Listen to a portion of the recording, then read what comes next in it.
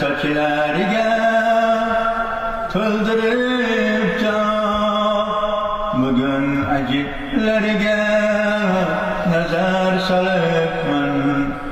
Bolamning bo'yiga termulib bemor onam qarigani sezmay qolibman.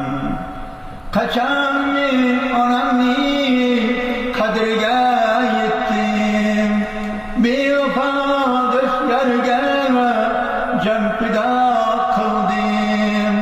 Bugun ichimdan ezilib ketdim, onam o'tganini sezmay qolibman.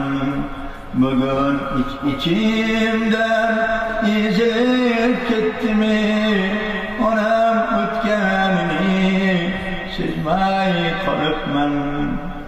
Dunyoga dunyo deb yugurib keldim, bormisan sog'indim, kel desa keldim.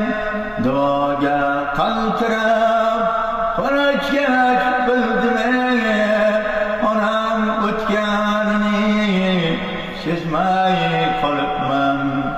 Duoga qaltirab qarashgach bildim, onam qarigani sezmay qolibman.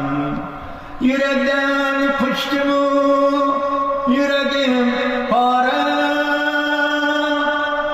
meni deb o'zidan kechgan bechora.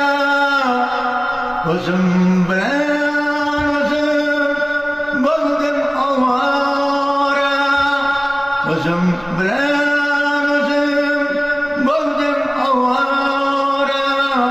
Onam qarigani sezmay qolibman. O'zim bilan o'zim bo'ldim ovora. Onam o'tganini sezmay qolibman. Onam o'tganini sezmay